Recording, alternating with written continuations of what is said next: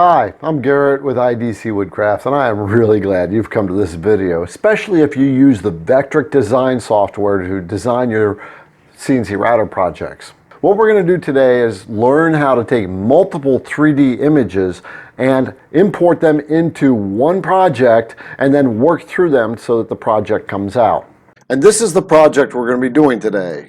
We're going to take a panel, we're going to import a flag, an eagle, and a ribbon on top of it, and we're going to put some text on the ribbon, and we're going to design it so that text follows the ribbon. This ribbon actually dips down into the project and comes back out. So there's a couple of techniques you have to follow in order to get that. What we want to do is make this eagle pop out, and we want the flag to show up the way we want it to show up, and lots of little tips and tricks along the way. What you're going to learn in this video is how to manage these different elements that you're going to be put into a project so they come out right in the final project. And I'm going to teach you a couple little tricks. Specifically, I'm going to teach you how to create very fast toolpaths while you're checking your 3D project. If you ever try to calculate out a toolpath on a 3D project, you know it can take 5, 10, 15 minutes to calculate out. I'm going to teach you how to do that in a really short period of time just to check the project. So without further ado, let's just dive right on in and get started so you can start creating a really awesome 3D project today. How does that sound? All right, let's go. Okay, we are in Vectric, and I remind you this can work in Aspire, Desktop, and Pro. So you're going to learn lots of little tips, and the things I want to tell you up front are when you're doing 3D projects, the bigger the project, the longer the runtime on the machine. So you can expect 2 hours to 11 hours if you're doing a very big project. All right, since we've got those things covered, let's get into setting this up. We're going to set up our project size, which will be 24 by 24 by 7.5. And we're going to go off the lower left-hand corner and the top of the material. And we're going to select OK. All right, so first thing we want to do is think about our project. We're going to be putting multiple things on here. We're going to do the background area. We're going to put a flag on here. We're going to put an eagle on it. We're going to put a little ribbon on it. We're going to put text on the ribbon. So we want to do it in the proper order as we're importing these things into our software. So the first thing we want to do is go down to our clip art tab, down at the lower left corner, and if it's not down here for you, it'll be up at the top. Select clip art, and you're going to have two things show up. You'll have the clip art and then a design and make field. I believe you'll have that.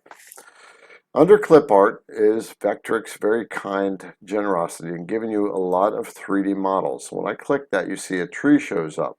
And also down here, a whole bunch of items show up. Fruit and banners and horses and lots of different various elements. It's all kind of mashed in together. Well, what they've done is they've created a tree so you can identify the things that you want to create, such as animals. This is where that famous eagle head is, right there. And there are, what would you say, domes and dishes where you can create some background objects. So let's first start off with the Vectric software, where when you're looking at these things, you'll see a little black triangle in the lower corner of some of them with a download symbol on it. That means that it is not on your computer yet, and you're going to have to log into Vectric to get it. But logging into Vectric is very easy. Basically, all you do is grab the item that you want, drag it over and drop it, and then you'll get a dialog box. That dialog box says that you need to log into Vectric, and there will be a button there where you can log into Vectric, and they'll show you that you're logged in, and then you come back to your software here and click that item again and drag it back out, and you'll be ready to go, and you can download and drag out any one of these items from there. Now, Vectric, I do want to say this. The majority of these 3D models are not of the highest quality, and that's why I tend not to use them. I prefer using the ones that come off of websites that they've just spent a lot of time. The project we are going to be doing comes off of this website, CNC Projects. And it is called designandmake.com is the name of their website. And they've got all kinds of projects. Now, there you go, there's a whole bunch. And they cost, what, $35 a piece to get like 4 of these. This is the one that we're going to be doing. And they call it Hack of the Week number 192. And it consists of a backboard, a ribbon, a flag, and an eagle. I will put a link for this particular page down in the description, and you can get it. I remind you they charge $35 for their project. Yep, there it is, $35. You'll come out with a pretty amazing project though. So a link will be down below for that. And this is what we were making. So let us go back into Vectric. If you remember, in this tree, when we slide down, we come to the design and make. That's coming off their website. But I think I remember that being in here when I first got my software. We're going to click that, and I have downloaded these items. So what you will get when you download is a completed item. I'm going to drag it out so you can see what it looks like.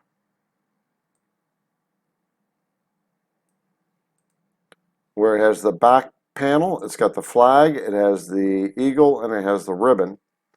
And then you get each item independently.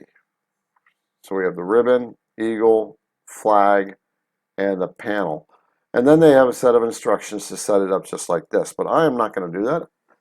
That's why I like this particular website, because they give you each individual component so you can make it your own. And besides, if we just have one solid object here, there's no work, right? It's too easy. So I'm going to click it, delete it. Now, one of the things when you're starting 3D projects with multiple 3D images, you always want to think from the back to the front. Meaning, you want your main panels or whatever you put in the background onto your drawing first, and then stack on top of each other the way you want your finished project to be done. This is important because it just makes life a little bit easier. Let me show you what I'm talking about. When I drag this out, there is an order to these guys. The panel is in the back, then the flag, then the eagle, then the ribbon. And that's the order that we want to bring these things out in. So I'm going to grab the panel and pull it out. And I'm going to grab the flag and pull it out. Then the eagle, and then the ribbon. So now we have all of our elements on the page. Now, here is why you want to try to bring it out in order. It makes life a lot easier. Let's just say I forgot to bring the panel out. Let's delete that. And I bring it out last. So now I bring it out. And let's just think that this panel is big. It just comes out big, because sometimes these projects do. And so now the panel is the last item. I've clicked off, nothing is selected, and all I see is the panel and a little bit of the wing. How can I work on the projects behind it? So when these things are brought in, they're brought in kind of stacked up. So right now the panel is on top of the stack. So in order to change that, we're just going to select the panel, right click it, and come down to Move to Back. And click that, and it's going to take the panel off the back, off the front, and put it on the back. And when I click off, there it is. Now we got the flag is next, the eagle is next, and the ribbon should be on top of everything. So let's just click the ribbon and move it down, and the ribbon covers everything else. Okay, so we are set. So I'm going to take the ribbon back out of that. I'm going to take the eagle out of it, and we can leave the flag there. We're going to work on this in this order. We're going to do the panel, then the flag, then the eagle, and then the ribbon. First thing is we want to get the panel in the right orientation. It is facing upward. I want to get the curved area off to the right. So you follow standard procedure. You click the item, click it again, and you'll get the buttons around there. And we're going to grab the rotation button, which is the buttons on the far corners. And we are going to swing it. Now, one thing, when we're rotating like this, we can't snap to different spots. We're not set up for that right now. So I need it to go to 90 degrees, but the thing to understand about angles and angular references, when you go clockwise, that is considered a negative rotation on angles, if you remember your algebra, right? When you go in a forward direction, or a counterclockwise direction, now you're rotating in a positive direction. So we need to come a full 270 degrees. What we'll do is, while we're holding this down, we're going to type in 270 and enter. And now that panel is exactly the orientation that we wanted. And now I'm going to grab the lower corner without hitting the or holding the shift button. I'm just going to stretch it out to about the size of the project. And we are there. So we're going to come over here to the drawing tab, the very first tab, click it, and under transform objects, we're going to grab the align selected objects button. Click that, and we're just going to center this panel. So we want to make sure the panel is selected, and then we hit the middle button up here, and that'll align it to the center of the project. And we are done with that. We can close that. And we select off the panel, and there we are. So now we are good to go with the flag. So here's where we're going to start doing some split screens, because we want to see how this flag is going to look. What you want to do is come up to your split screen. I like to go side to side and select that, and you can see that now we have the panel in a 3D mode. We have the flag in a 3D mode. The eagle is in a 3D mode, and the ribbon is in a 3D mode. So right now we're going to work on the flag. And what I want you to notice is the flag has a pole on it, and the pole stops short, and then it has a ball on it. So what I want to do is make that pole disappear into this panel here. And then I want the ball to blend into the panel up here. So we're going to start off by clicking the flag. We click it once, and now you see we did that in the 2D area, and you see that the flag is now turned purple. Now there's nothing we can do with that flag right now as far as moving it until we select it again and we get the little buttons all around it. Now we can grab the flag and move it around. So I want you to notice as well, there's like a green area on the flag. Anytime you see that green area on a selected object, that means that that object is buried in the other object that's around it. So in this case, the flag is partly buried in the panel. We're going to fix that. Right now, we just want to get the flag up to size and in the proper spot. So we're going to rotate, and we're going to slide that over and stick that flagpole into the wall a little bit. And there we go. And then we're going to come over here or here. We'll do it in the 3D area. We're going to grab the upper corner bead, and we're just going to stretch that flag out until the ball on the flag starts to blend in with the upper boundary of the plaque. Now you see down here in the lower corner, the flagpole has now moved upward. So what we're going to do is just move that a bit down again. We don't want to go too far, because watch what happens. It now comes out the other side. So we don't want that. We are going to come up that way. And now the ball still needs to go up more. So we're going to stretch the flag out some more. We're going to go find that radio button, which is, where is it? It's hard to see with some of the other stuff on the picture. So we're just going to grab it over in the 2D section, and we are going to stretch that flag up a little bit more.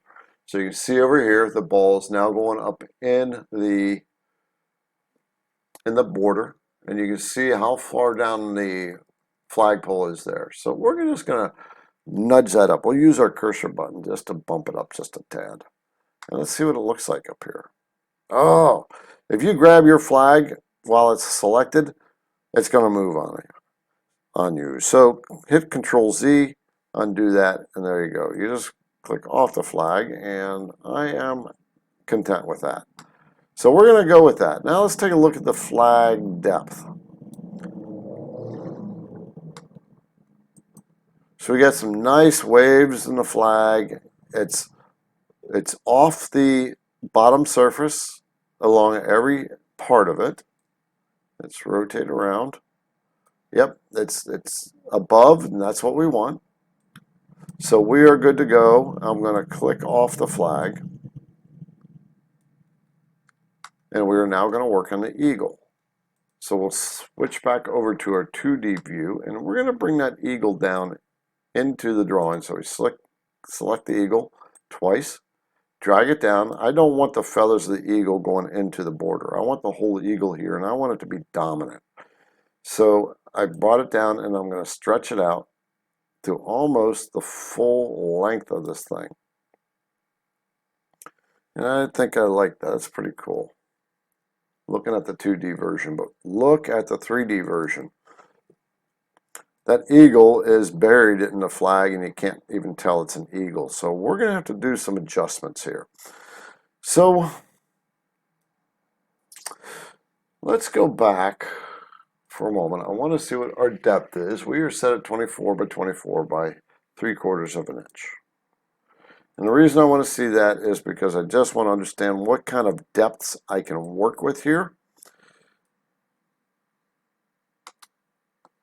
And I am going to guess that the depth of this panel is a little bit deep, that the bottom will be quite thin. So what I'm going to do first is adjust this panel. So I'm going to select the panel once and twice. And let's see what happens here. So I got something, I got to click off of it, and I'll just click the panel again. And I can't adjust the panel the way I want to here. So what I'm going to do is go into modeling. And while the panel is highlighted, I'm going to select this little black tab. And what comes up is several selections. There's shape height, base height, and some other features. So what I'm going to do is I'm going to adjust this shape height and see what happens. See if I can make it a little bit shallower.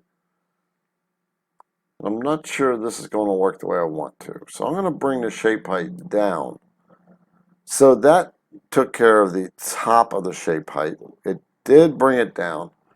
So I'm going to move the base up. What that's going to do from the bottom is going to shift everything up just a little bit. So I want to compensate.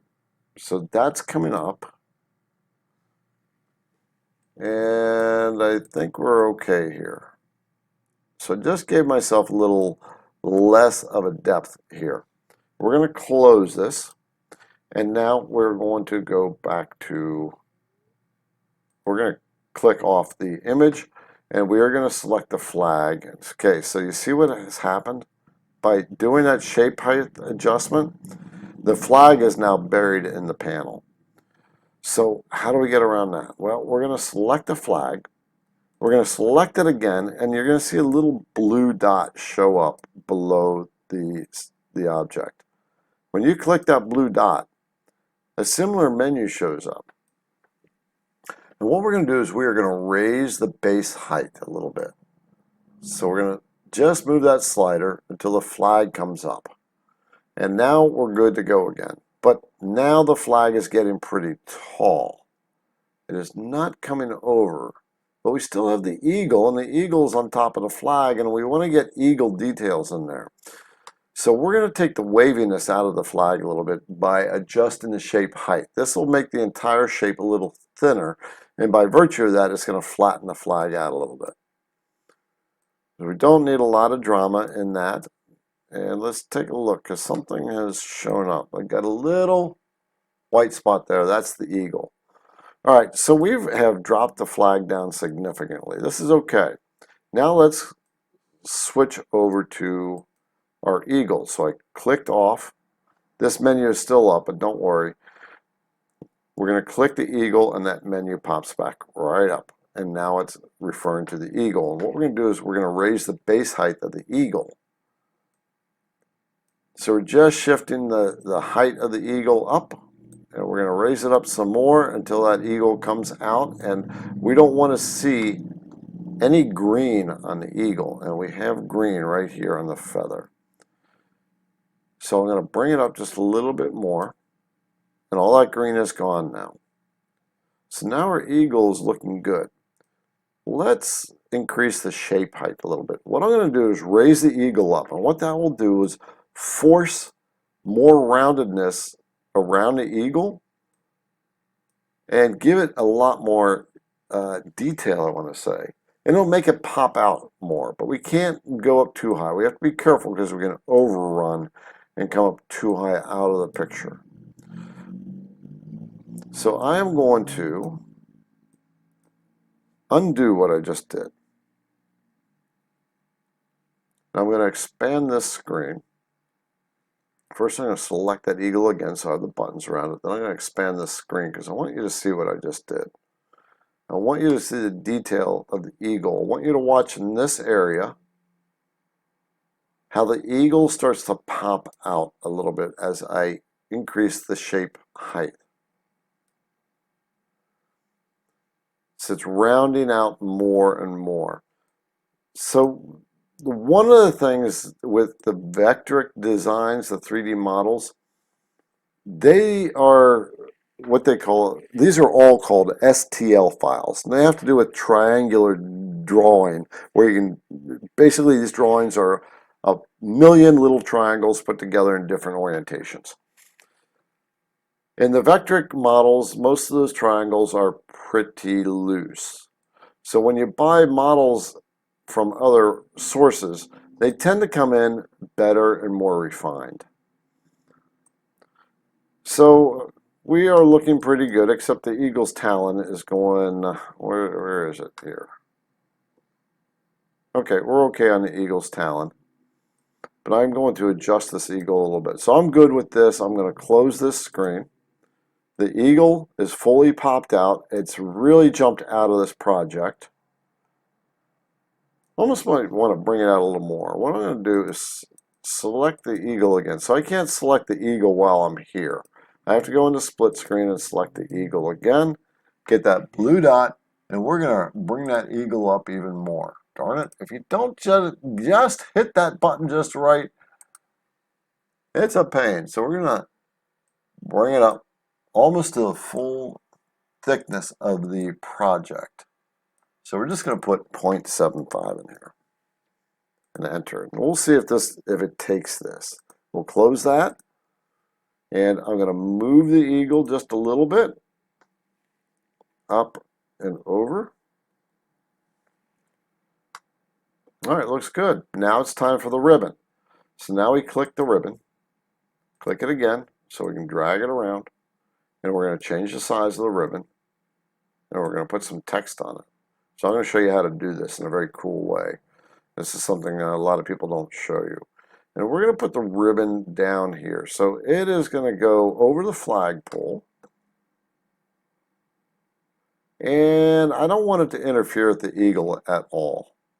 So we're going to bring it down a bit. Let's see if I like this. So the ribbon is going into the eagle's talons. So I think I've made the ribbon a little bit too big. I want the full eagle. So we're going to shrink it down. We're going to shrink it down some more. I want it absolutely off that eagle. There it is. Okay, so that's looking pretty good. But you see we have issues over here. We have to work in split screen when we're doing this stuff. The pink part is above the flag. The green part is below or inside the flag. So we have to raise the base height up on the ribbon. We're going to click the blue button and increase the base height until the whole thing pops out and there's no more green. And we're going to just we'll make the shape height a little taller as well and see what happens. There we go. So I just wanted to make sure you understand the difference between base height and shape height. Let's just pretend this is the eagle. When we're adjusting the base height, we are referencing the bottom of the part and we are increasing the base height of the product or project. So we're up or down. Whereas the shape height, we are actually making it fatter. And when we do the shape height increase, we are actually like making the curves and details stand out a lot more. So you want to take advantage of shape height as much as you can if you really want to get details into your project. Okay, let's get back to this. Okay, we're going to select OK and take a look at it on the side. The ribbon is just running into the side of the panel here. I'm okay with that. And we're good there. All right, this is very cool. I like this. Very different from what they have done. I'm putting everything inside of a picture panel. If we wanted to go outside, I'll do another video on that of how to do that. We're going to put some text on here and then we're going to do 3D toolpaths. So right now we don't need this window, so we're going to maximize this window. And here's how you do text. So we're going to select the tab that says Drawing. If you don't have tabs down here, they will be up on top. Click the Drawing tab, and we are going to grab an arc. The text is going to follow this arc here. So we are going to draw an arc to give the text something to align to. So we click the arc command, and we pick about the start point where we're going to want our text, which will be right there, and about the end point, which will be right about there. And we're going to bring it down to follow that curve. So it's pretty close there. Now you see I've made this a little bit out of symmetry. The eagle has a lot of weight on this, and there's a banner down below. I do that because that attracts attention. People like symmetry a lot, and symmetry doesn't grab the attention like a slight imbalance in symmetry.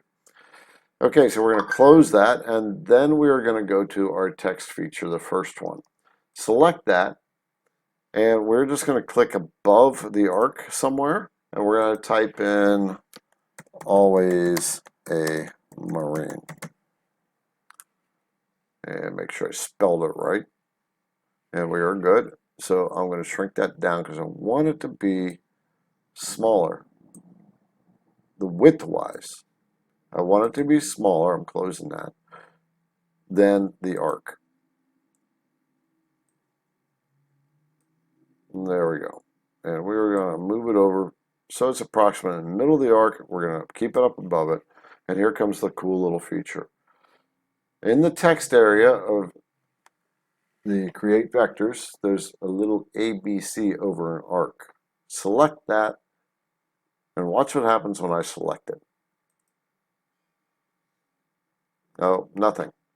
I'm going to hold shift and select the little curve, the arc. And there, now we have that.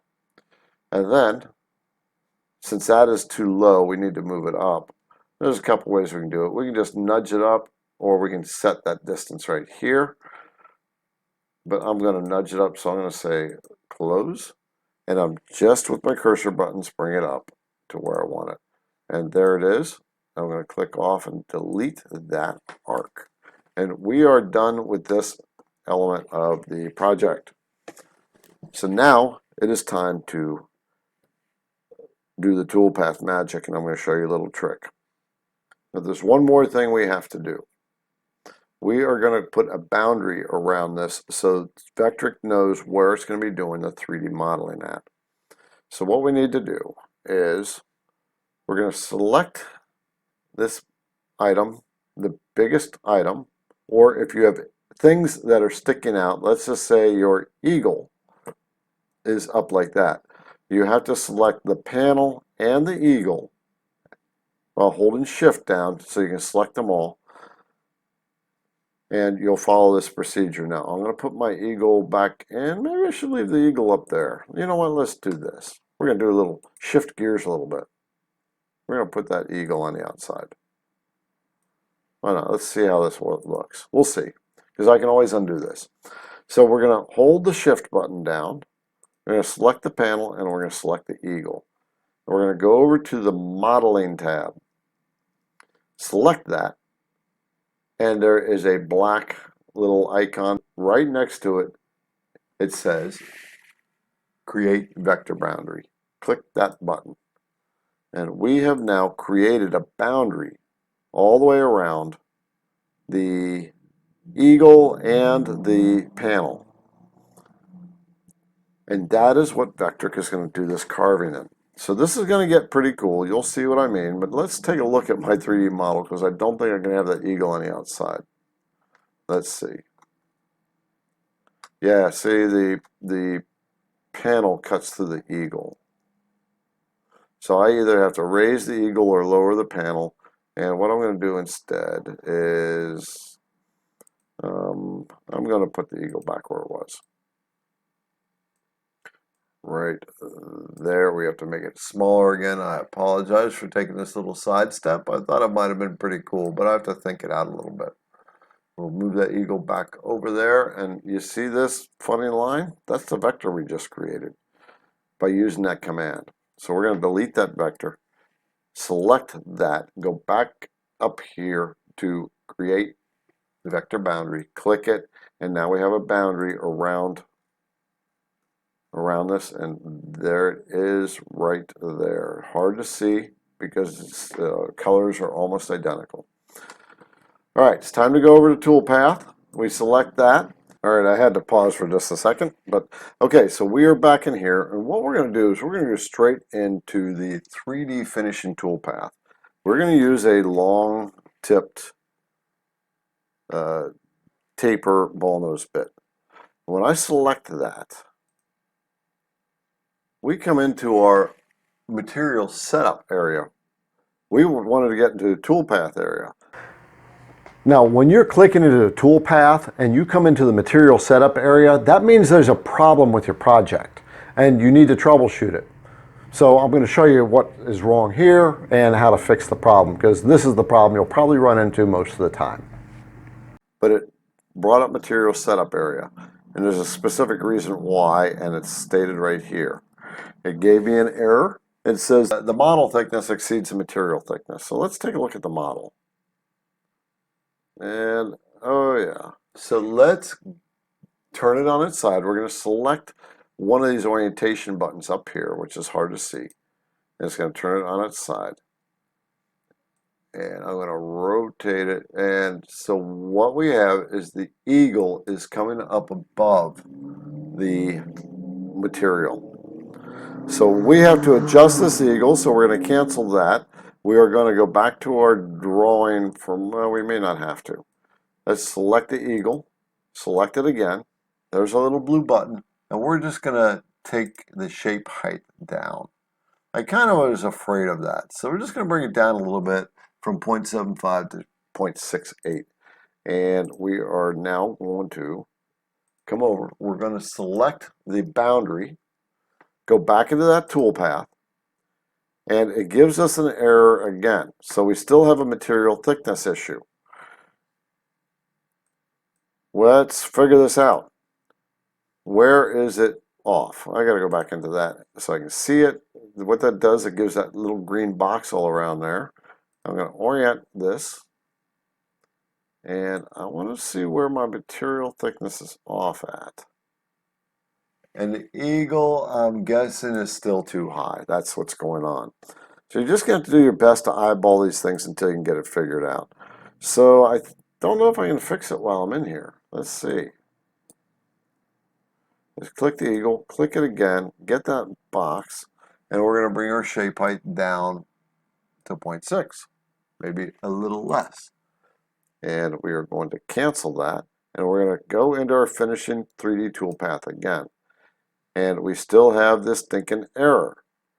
So let's bring the eagle down some more. I don't know if eagle is my problem or not now. Now I'm getting a little concerned. And we want to make sure we still have the eagles, everything showing up with the eagle. And I'm going to select OK. And now we're in here, so it allowed us to come in here, so we are good to go. All right. Now we're going to select that boundary again. It's selected. We are in a finishing toolpath. We're going to pick the tapered ball nose, and I'm going to pick the one that I sell because it's more robust than your standard one. This is the tapered ball nose bit I am talking about, the one that is on the IDC Woodcraft store. It's a 0.5 radius tip, and it's 6 degrees as opposed to 5 degrees, which is more common. The problem with the 5-degree bits is they are quite a bit longer in the taper, and that gives more flex on the tip, and that can translate into a less detail or some cut issues on the fine details on your project. So this is something that I carved with that bit, this lion. I think you've probably seen that if you own the Vectric software. And I just want to show you the detail that you can get out of this thing. That's 1 millimeter, very small tip. And you can see the eyebrows or the wrinkles above the eyes in the lion. And you can see the eyebrow over the eyeball. And then there's a little wrinkle right here and around the nose. And you can even see the nostril right there. And of course the teeth. It did a really, really good job on this. So this is why I like the more robust bits that can still do really tight detail.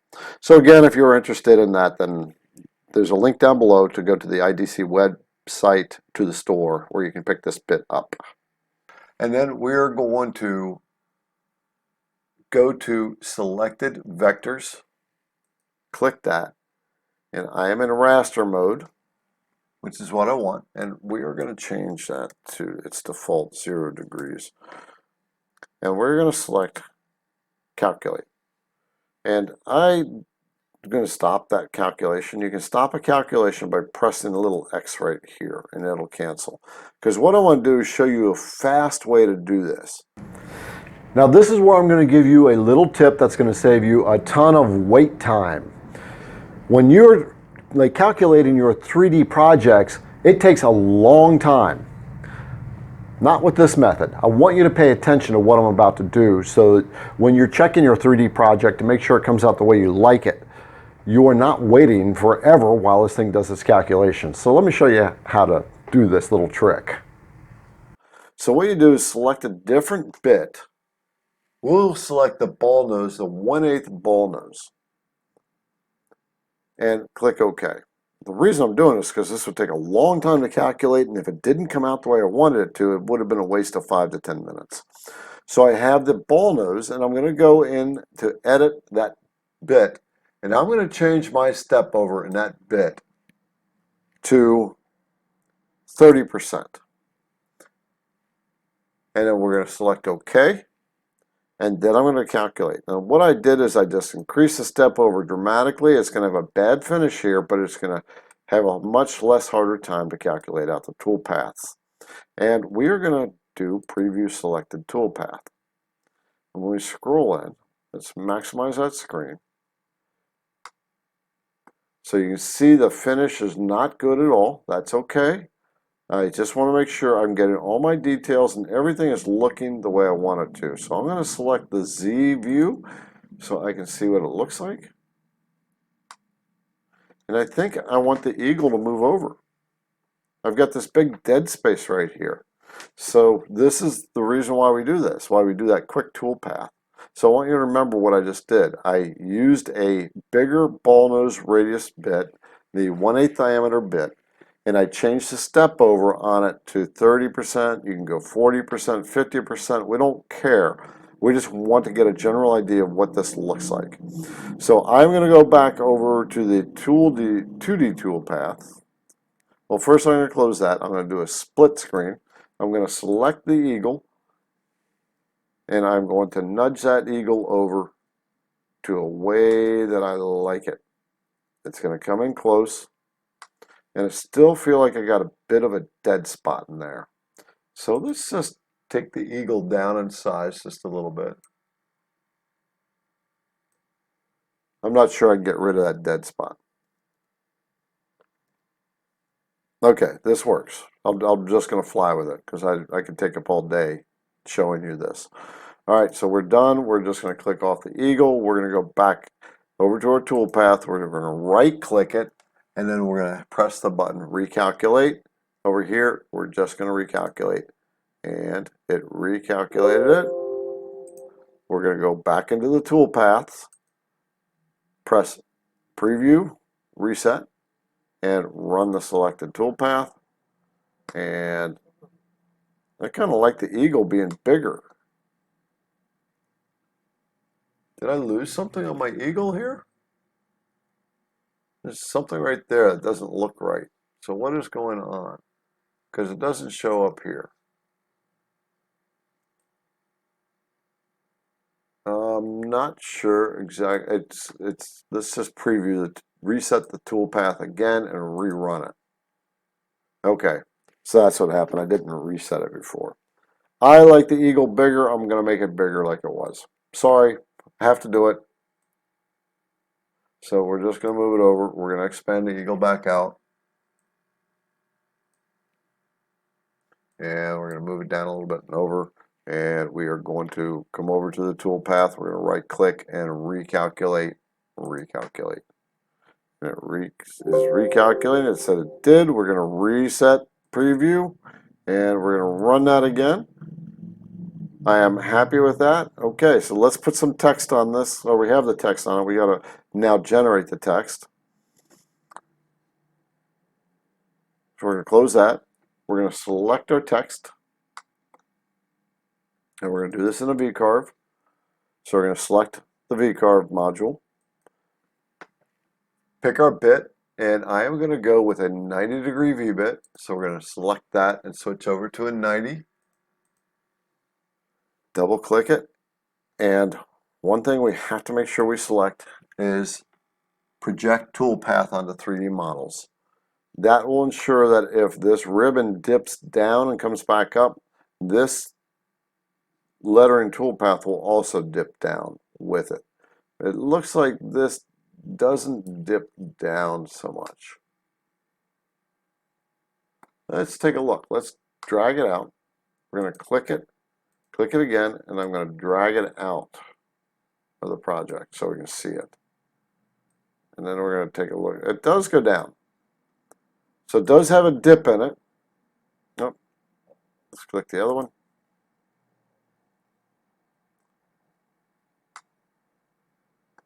You can see it does have a dip in it. So the software will write that text along with that dip.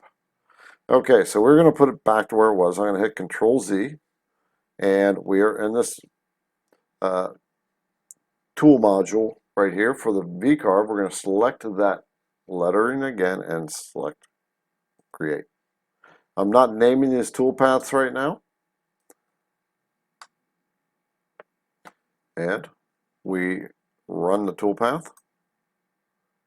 And there it is. Always a marine. Right on the ribbon. So I'm good with this. We're going to do one more thing before we fix our final toolpath. We're going to do a cutout of this thing. So you see we have a boundary around here that we have cut to. We want to cut out from that boundary. So what we're going to do is now one more toolpath. We're going to select that boundary again. It's highlighted, and then we're going to go into Profile. Select the profile. Make sure we're set on the outside. We want this to go all the way through the material, so we're going to type in Z equals. And we're going to select our bit. I have a 1/4" end mill, which is what I'm going to work on. Let's see what our feed rate is. I'm going to go to Edit, and it's at 35. I'm going to change it to 50. 35 is too low. I got to change my master setup. Matter of fact, I'll do it right now. Go into Select. I'm going to select that 1/4" end mill. And here's how you do it. While you're in this type of menu, you change your setting to what you want. I'm putting in 50, and you click Apply. Then it now has changed it in your master library. It's also selected here. And we are going to come down, and we're going to run it on a ramp. I'm going to add ramps to the toolpath. select spiral, and it will spiral its way all the way in, but I have to do one other thing with that. The spiral is a plunge rate, so we're going to change that plunge to 50. We want it to spiral at that feed rate. All right, so there we have it. Is there anything I've missed? Tabs, tabs, tabs. So I'm not going to do tabs here. I've done tabs in many projects, so it's going to take a lot more time for you. I'm going to name this cutout. Click OK. Oh, I'm going to go back, rename that. I'm going to do this right. Rename cutout 14EM. So I know it's 1/4 inch end mill. On the Vcarve, I'm going to rename that to marine word. And I'm going to put 90D for the bit. And for the 3D finish, I'm going to rename that. We're going to call that the 3D, and then we're going to call it the 6.6-2. It's a 6.2 angle, but the way this whole thing works, it's not going to work. So 6-2 TBN. T stands for tapered ball nose end mill. And we are now going to take a look at the whole thing. We're going to run all the toolpaths. And we're going to look at our sign. I want to look at the sides. And everything's looking good. So now we go in and we finish the calculation on that first toolpath. So I'm going to go back into it. We're going to select the proper bit. So you go to select, and we are going to go to the 6.2 engraving bit. It's a tapered ball nose. Select it, save. I want to make sure my percentage, it's 6%. That's good. I am at a nice high feed rate. That's 80 inches per minute. I'm probably going to go up to 100 on this. Go a lot faster. So let's do that. We'll go to 100. And we will select. And we're going to calculate. This is going to take a few minutes, so while I'm doing this, I hope that you've picked some things up with this, so you can start working with the Vectric software. Some of the things that you're going to run into with the Vectric 3D models is they are not of the best detail as far as the depth of detail that you can get out of them.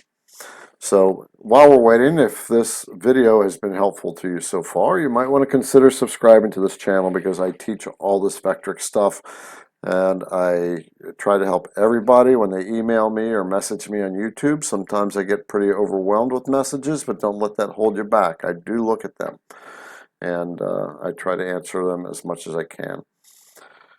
If you're interested in router bits or not sure what you want to get, I have a full set for beginners. It's a high quality set. There will be a link down below. And if you need some one-on-one help, I do that as well. What else do we have while we're waiting? The CNC entrepreneurs, if you want to make money with your CNC router. Maybe I should tell you a joke. Here's a joke I made up a long time ago.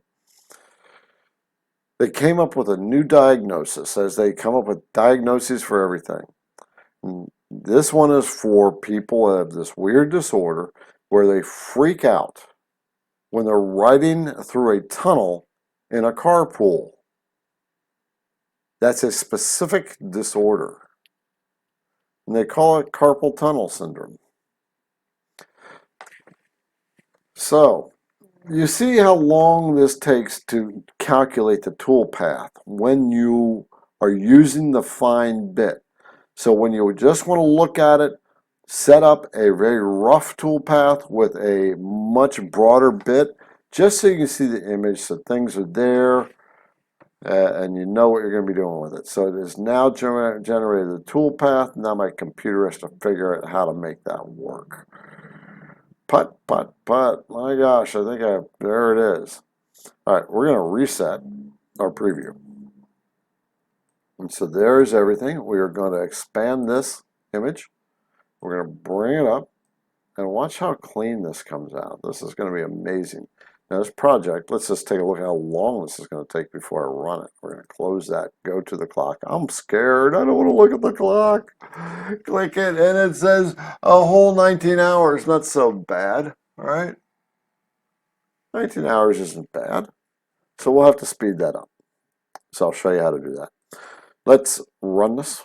We're going to go to preview of the toolpaths.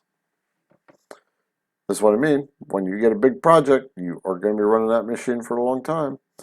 We're going to preview all the toolpaths. And we're going to come out with a very clean project.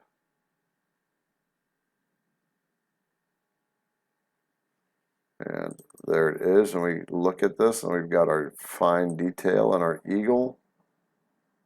Got a couple of weird bumps right there. That is not going to show up in the project. Okay, then. You can always use, I just want to show you. We go back into the 3D toolpath, and you can use the offset feature instead. But one of the things that you can do to clean this up is go into your bit, work with an 1/8 inch. Here, you can close that. We can go in with an 1/8 inch ball nose. And let me get back in there. I'm going to select the edit, and I'm going to change the feed rate to 120. And I'm going to leave my step over at 7%. It's going to have a much better step over. It's still going to look good. Seeing as it's a big project, people aren't going to know the difference when they're looking at it. They're not going to see how super detailed it is unless you want to do it. That's up to you. 19 hours is a long time for a machine to run. So you see how much faster I calculated out? And this one is going to run. Let's go to the clock. And this one will run for 4 hours and 30 minutes just by that one change on with that one bit. So we knocked out 15 hours worth of machine time for that little project. If you have faster ways of doing this, please, by all means, put it down in the comments so people know. But what I do hope is what you've gotten out of this is understanding how to do this kind of stuff and how to overlay some of your 3D models, and maybe got some tips out of it. And if this video is helpful, thumbs up. If this was helpful, give me a thumbs up, a comment, and if you're brand new to CNC routers and the Vectric software, subscribe to this channel because I will walk you all the way through these projects. This is Garrett. I hope you have a great day, better tomorrow, and happy CNCing.